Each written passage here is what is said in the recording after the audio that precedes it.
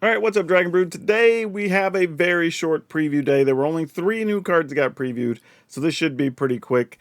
But it is day 7, and we're going to talk about some stuff because the third card today is one that a lot of people have been wondering what it's going to look like.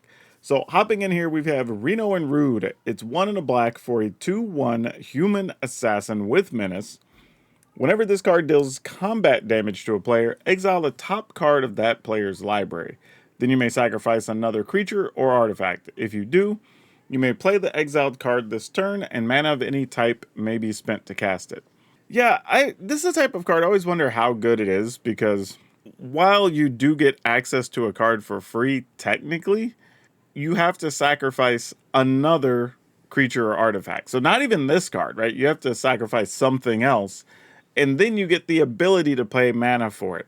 Now, if it was sacrifice something to get to play it for free, or you just outright got to spend the mana to play it, then I think I would like this card so much better. But as it is, the only spots this card might actually make sense is if you were doing some type of assassin build, maybe something with mercenaries and stuff, whatever, outlaws, that sort of thing. And then it's fine. It's a 2/1 menace creature that just has some upside to it. But beyond that, I don't know what deck would really want this type of card. So while it's really neat, I don't know if it's something we really want to play. Like, in limited, it has some uses, having menace and maybe getting to steal a card from your opponent. But yeah, that's about it. Like, not a lot going on with this one. Nibbleheim of Flame, 2 red. So we have a 4-mana sorcery. Choose target creature you control. It deals damage equal to its power to each other creature. If this spell was cast from your graveyard, discard your hand and draw 4 cards. Oh boy. Wow. It is a mythic. It has flashback for 7. 5 red. So you choose a creature you control, and then that creature deals its power to each other creature. Wow.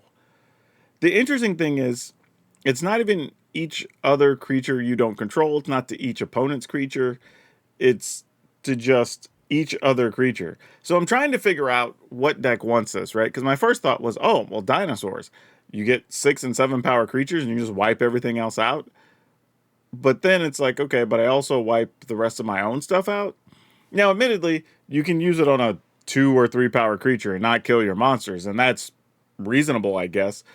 But what deck really wants this ability, I think, is what I'm stuck on here. And I'm sure there's something obvious that I'm missing right out of the gate. But I don't know, maybe some creature that when it deals damage, you draw a card, create treasure, whatever, something like that could work. But yeah, I don't know. Like, this almost feels rough being in the mythic slot, honestly. This feels more like just a rare to me. Like, if I was a casual person who was coming to the game for the first time and I opened this up at Mythic, especially in a Universes Beyond set, I think your first thought is, oh, it's Mythic, this should be really good, or this should do something really awesome. And it's like, it kind of does. Like, I mean, here is the thing. I will at least say this for the upside. If we're playing a game of Commander, I can put this on like a 6, or I mean, target my 6 or 7 power creature, wipe out everything else, and then I just have the only remaining creature on the battlefield. So that's not a bad situation. And maybe that's where this card is supposed to shine. But I don't see right now that we'd see a lot of this in 1v1 stuff. All right, and this is the card that I think so many people were waiting on, because it's one of the most iconic weapons in Final Fantasy. You've probably seen Cloud carrying this in a bunch of different images and artwork, but Buster Sword, it's 3 mana for an equipment, which makes sense, it's a weapon. The creature it equips gets +3/+2. Whenever a equipped creature deals combat damage to a player, draw a card. Then you may cast a spell from your hand with mana value less than or equal to that damage without paying its cost. Wow. So this is, it does equip for 2, which is also nice. So this is kind of interesting because it's very much like a, whatever you want to call the sword of Feast and Famine, Sword of Fire and Ice, right? You get 2 abilities off of this. So the first one, when you deal combat damage to a player, you draw a card. That's pretty straightforward. But then it says, and then you may cast a spell from your hand with mana value less than or equal to that damage without paying its mana cost. So minimum, I'm assuming you're rarely going to put it on a 0 power creature. So it's going to be at least 4, if not more, because there's a lot of cards that can pump your power in the equipment decks. So it's very possible that this card hits for 6 or 7 if it connects. And then you're also getting something for free on top of it. The interesting thing I like about this is it doesn't restrict the type of spell you get to play. It could be a creature, artifact, whatever, right? Like you just play the spell. I like that a lot. And it also, in a way, sort of creates a situation where your opponent kind of sort of has to block this in a weird way, right? Like, you don't want to take the risk of, 1, giving your opponent a card, but 2, just letting them get more free things, right? Especially if they're going to be hitting you for 5+. Like, that could be damn near anything that could be game breaking. So, yeah, this is a very powerful card. And getting +3/+2 makes it bigger than a lot of the other comparable swords, right? That cost 3 and equip for 2. Because those, I believe, all give +2/+2. So this makes it even better than the regular swords you would be likely to play.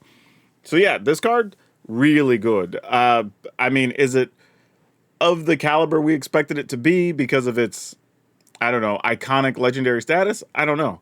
But it definitely will get played. I can't see why you wouldn't play this if you were playing the equipment-based decks, especially with Cloud for flavor purposes and just getting access to a bunch of free stuff. Like, I could get on board with that. Well, there you go. Short and sweet today. I'm curious, though, right? Buster Sword. It's one of those iconic pieces in Final Fantasy. Like, did it live up to what you were expecting? Did it fall short? And is there anything else that iconic that you're waiting on? Because I feel like most of the stuff that I would think would be here is already here, but maybe there's still something I'm missing. But the follow-up here is we're going to go ahead and link yesterday's video, so if you missed those previews, you can get caught up and be ready to go in Final Fantasy.